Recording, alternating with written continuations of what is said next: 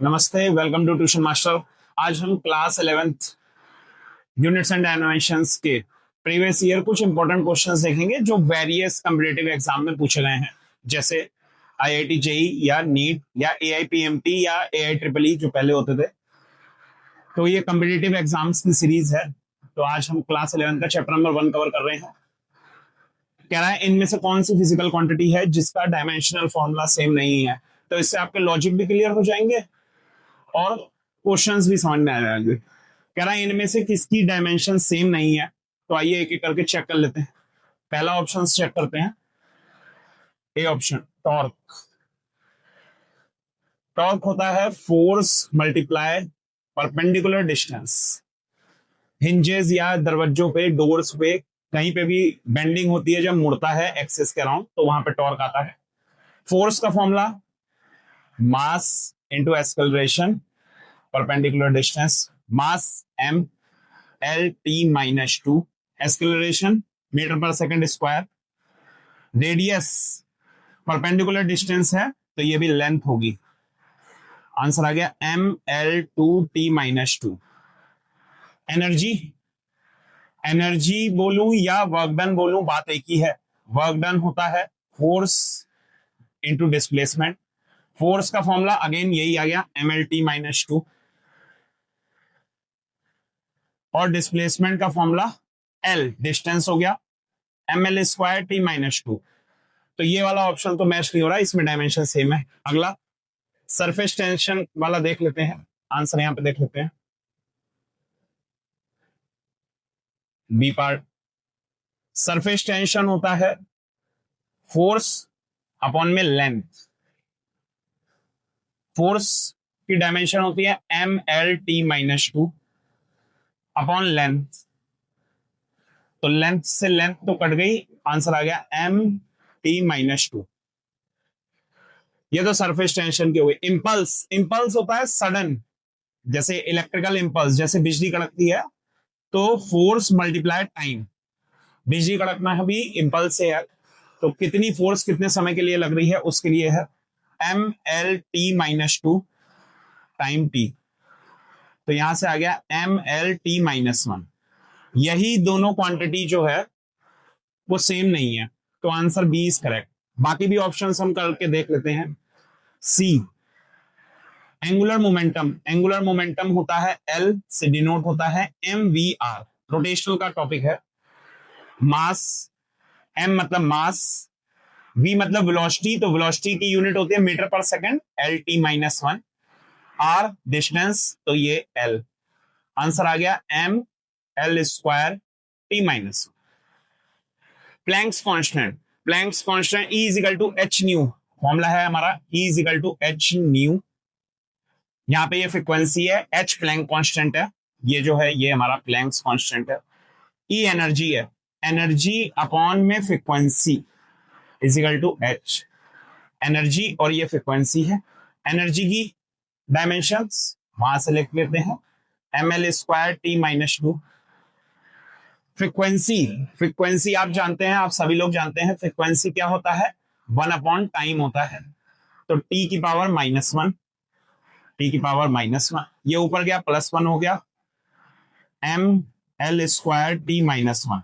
तो ये भी सेम है, ऑप्शन तो बी है ही। सी, डी और चेक कर लेते हैं। प्रेशर, प्रेशर, प्रेशर होता है force upon area. Force upon area, force की dimension mlt-2 upon area. Area क्या होता है, मीटर का स्क्वायर, तो L²। ऊपर चला गया तो ml-1t-2, दो थे एक कट गया। ये हमारा हो गया प्रेशर। अब है यंग्स मॉडुलस। यंग्स मॉडुलस ये सॉलिड का पार्ट है, मैकेनिक्स ऑफ सॉलिड का पार्ट है। तो स्ट्रेस बाय स्ट्रेन होता है, यंग्स मॉडुलस को y से डिनोट करते हैं, तो स्ट्रेस अपॉन में स्ट्रेन, ये फॉर्मूला है। स्ट्रेस क्या होता है, स्ट्रेस और प्रेशर यूनिट सेम है, फोर्स अपॉन एरिया। स्ट्रेस की भी यूनिट प्रेशर की यूनिट के बराबर है।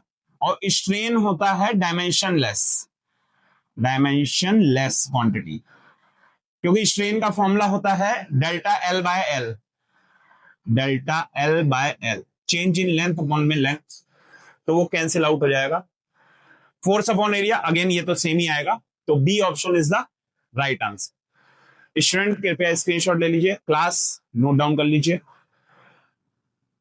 नेक्स्ट क्वेश्चन हमारे सामने ये रहा, वो कह रहा है परमिएबिलिटी म्यू नॉट और epsilon not permittivity free space की है, इसकी डायमेंशन मुझे निकालनी है। ये दोनों ही कांस्टेंट जो हैं वो एग्जामिनर्स के फेवरेट है, इस बार भी जेईई एडवांस में इसी से रिलेटेड क्वेश्चन आया है। तो जरा इसको देख लेते हैं। जो परमिटिविटी है ये 12th क्लास के फर्स्ट चैप्टर फिजिक्स में से आई है, कूलम्ब्स लॉ में से।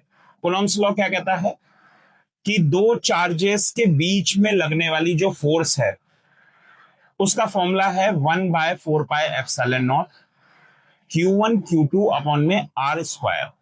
ये चार्ज है दो, तो दो चार्ज के बीच में जो फोर्स है इलेक्ट्रोस्टैटिक फोर्स, उसका फॉर्मूला ये है, इसे बोला गया कूलम्ब्स लॉ।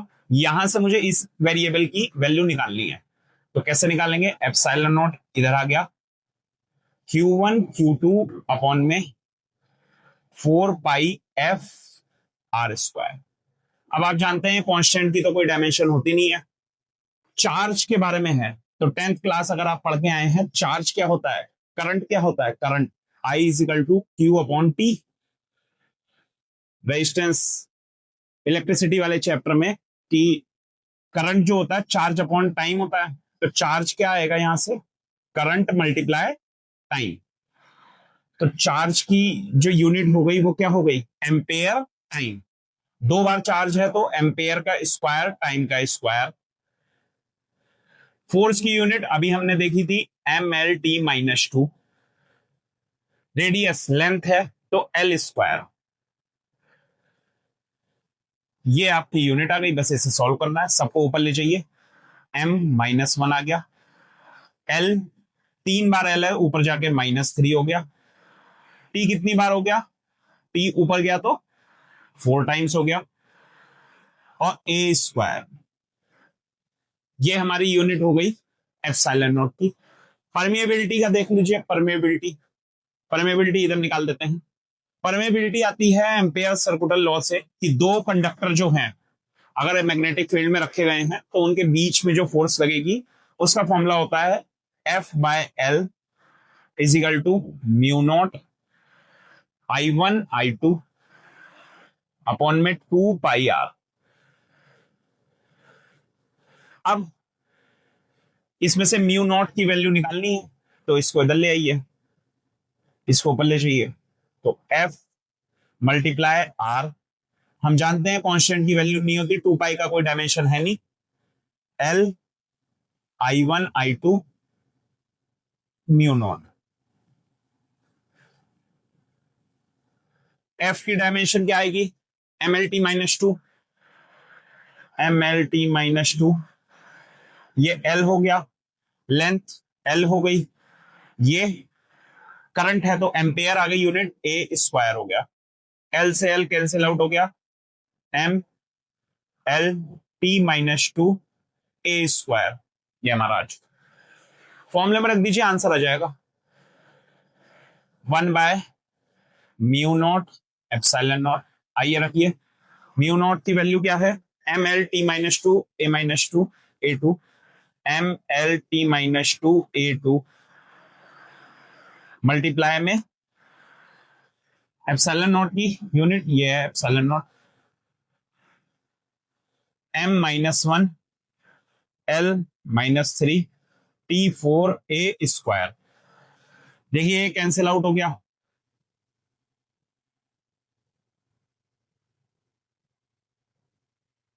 यहां पे माइनस आएगा, ये माइनस, अगेन ये भी कैंसिल आउट हो गया हमारा। बचा क्या है, L से L हो गया, L की पावर -2, T की पावर 2, तो L को ऊपर भेज देते हैं, अपॉन में 1 चल रहा है, L² अपॉन में T²। तो बी ऑप्शन मेरा आंसर है। अगर इसे शॉर्ट से करना है तो मैक्सवेल की एक इक्वेशन है, C इजिकल टू 1/√, में म्यू नॉट एप्सिलॉन नॉट, ये मैक्सवेल इक्वेशन है। अब c स्पीड ऑफ लाइट है, तो स्पीड ऑफ लाइट के लिए क्या करूंगा, स्क्वायरिंग बोथ साइड कर दूं पहले, c square is equal to 1/μ0 ε0। Speed, speed की डायमेंशन क्या होती है, ये शॉर्ट मेथड है, अगर आप शॉर्ट मेथड देखना चाहते हैं, ये शॉर्ट मेथड, शॉर्ट स्पीड की डायमेंशन क्या होती है, LT-1 का स्क्वायर इज इक्वल टू 1/ε0। क्या आएगा, L स्क्वायर टी की पावर -2, अगेन हो गया L स्क्वायर अपॉन में टी स्क्वायर। सेम आंसर आएगा यहां से भी, तो option number b is the right answer.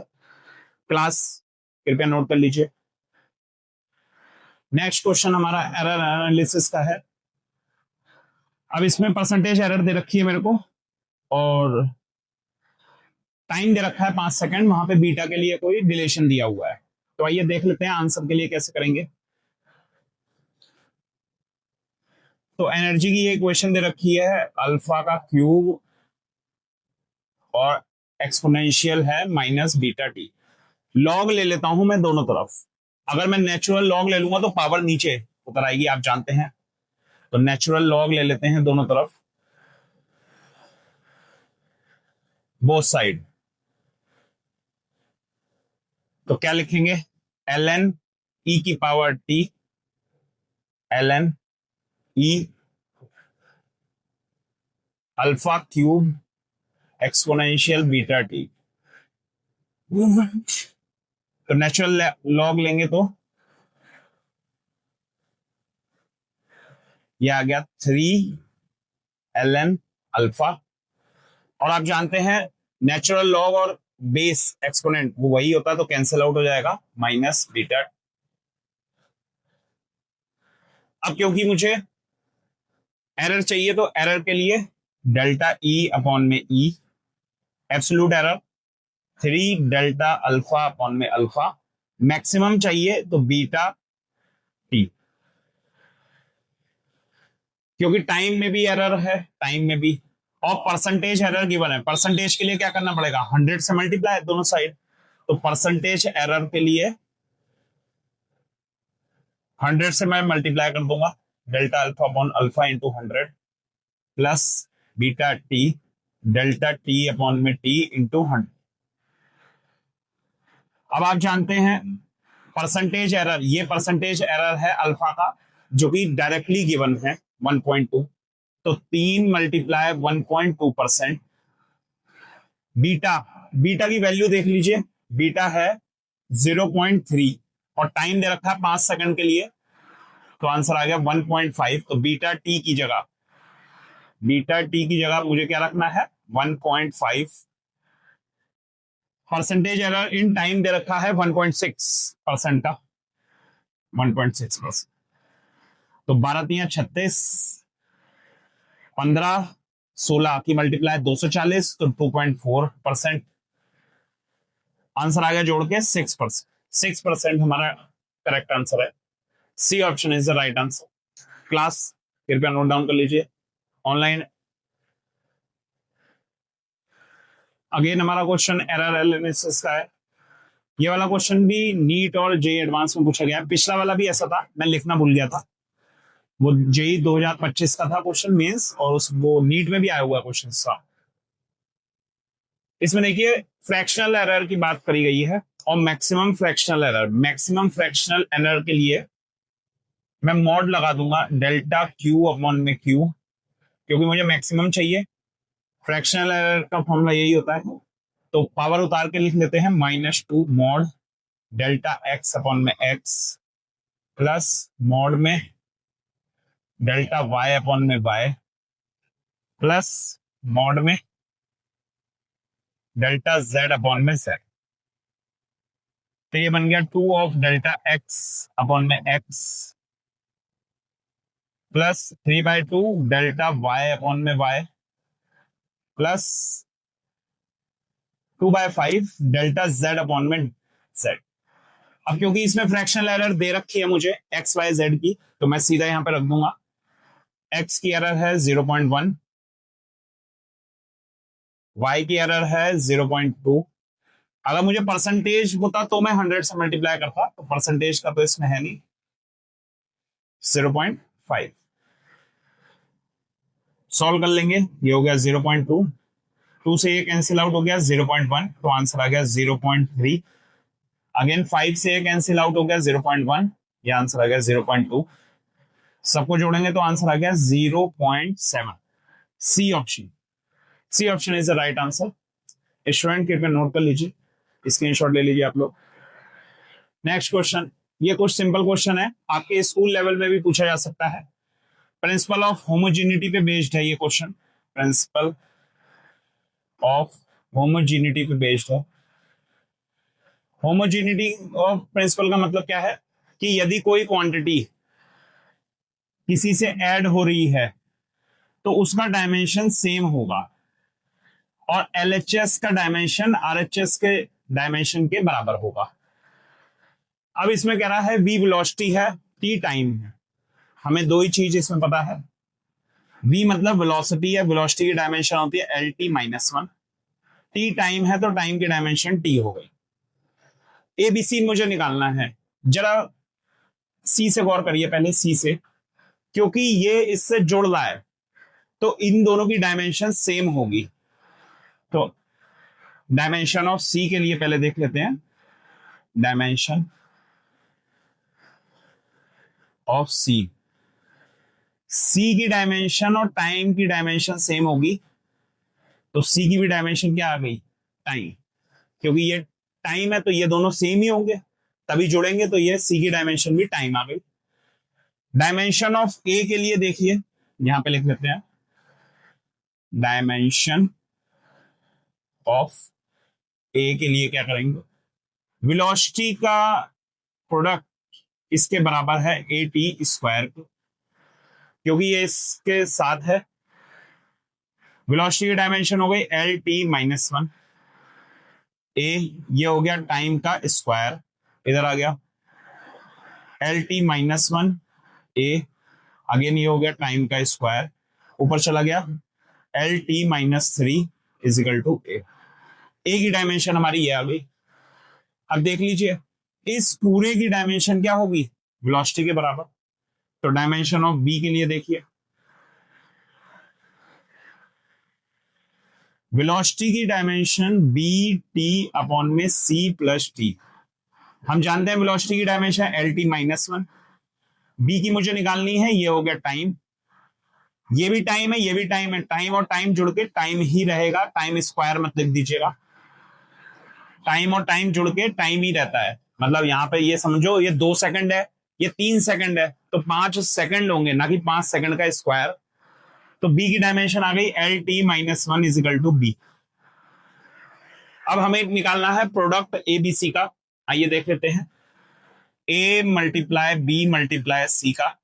A की डायमेंशन है LT-3 मल्टीप्लाई LT-1, ये हो गया टाइम, तो टाइम से टाइम कैंसिल आउट हो गया, L²T-3 कहां पे है ये ऑप्शन L²T-3, तो M0। B option is the right answer, कृपया स्क्रीनशॉट ले लीजिए। नेक्स्ट क्वेश्चन हमारे सामने बेहतरीन क्वेश्चन है, कह रहा है एक ये क्वेश्चन है ये जिसके अंदर P प्रेशर है, तो जो गिवन है वैसे मैं लिख लेता हूं आंसर। P प्रेशर है, प्रेशर की यूनिट होती है फोर्स अपॉन एरिया, तो फोर्स की यूनिट क्या होगी MLT-2 upon area L²। Solve करेंगे तो क्या आएगा ML-1T-, ये तो प्रेशर हो गया। V वॉल्यूम है, तो वॉल्यूम का होता है L³, T टेम्परेचर है बस, तो T हमारे पास टेम्परेचर है, जो टाइम है T टेम्परेचर है।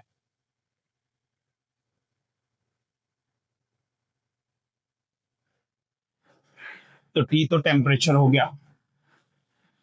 अब डायमेंशनल फॉर्मूला निकालना है हमें A और B का, AB-2 का, इसका मुझे डायमेंशन फॉर्मूला निकालना है। तो A B को देखिए जरा गौर से, ये इसके साथ सब्ट्रैक्ट हो रहा है, तो यदि जुड़ रहा होगा या घट रहा होगा, तो एक्चुअल में जो डायमेंशन है, डायमेंशन ऑफ B, जो वॉल्यूम की डायमेंशन होगी वही तो B की होगी, वॉल्यूम की क्या है L³, ये बराबर आ गई B की डायमेंशन। एक आ गया। और पी प्रेशर के साथ ये वैल्यू जुड़ गई है, तो डायमेंशन ऑफ ए के लिए क्या लिखूंगा मैं, डायमेंशन ऑफ ए के लिए प्रेशर की डायमेंशन बराबर होगी A upon B square. Pressure की डायमेंशन अभी मैंने निकाल दी है, M L minus one T minus two, A upon में वॉल्यूम, वी वॉल्यूम है, वेलोसिटी नहीं, एल क्यूब, तो एल की पावर 6 हो गई, क्रॉस मल्टीप्लाई पे भेज देते हैं, M L minus one T minus two multiply L की पावर 6 इजिकल टू ए, क्या आएगा, M L 5 T square is equal to ए, ये ए की डायमेंशन है। बी की डायमेंशन ये रही, हमें निकालना है a b minus two. A b minus two को मैं लिख सकता हूं ए अपॉन में बी स्क्वायर। ए की डायमेंशन के लिए रख लीजिए बी स्क्वायर, बी की डायमेंशन क्या है, एल की पावर 3, तो बी स्क्वायर क्या हो गया, एल की पावर 6, ये ऊपर गया, आंसर आ गया M L minus one T minus two. अब ये डायरेक्टली अगर गिवन होता क्वेश्चन में तो मैं टिक कर देता, मगर उसने कहा है इनमें से किसी एक का मैच है। तो देखिए स्ट्रेन तो आप जानते हैं डायमेंशनलेस है, प्लैंक्स कांस्टेंट की वैल्यू होती है E is equal to h by nu, E is equal to h nu, तो H होगा E अपॉन में न्यू। एनर्जी की यूनिट क्या होती है, वर्क डन इनटू डिस्प्लेसमेंट, मतलब वर्क डन होती है, एनर्जी की यूनिट वर्क डन होती है, फोर्स इनटू डिस्प्लेसमेंट होता है। तो फोर्स हो गया M L T minus two, तो यहाँ पे M L T minus two L square T minus two upon में टी का इनवर्स, तो ये तो बनेगी नहीं। एनर्जी डेंसिटी देख लेते हैं, एनर्जी अपॉन में वॉल्यूम, एनर्जी डेंसिटी होती है डी ऑप्शन, एनर्जी डेंसिटी होती है एनर्जी अपॉन में वॉल्यूम। तो एनर्जी की यूनिट तो हमारे पास यही है, M L square T minus two, volume की यूनिट है L3, इसे ऊपर लेके जाएंगे M L minus one T minus two, क्या यही है, हाँ ये है energy density, D option is the right answer. ये हमारा आज के क्वेश्चन से, कृपया स्क्रीनशॉट ले लीजिए, चैनल से जुड़े रहिए, शाम तक या कल तक आपको यूपीएससी के भी अपडेट मिल जाएगी, यूपीएससी से रिलेटेड बेहतरीन क्वेश्चंस कुछ लेके आए जाएंगे। Thank you so much for watching.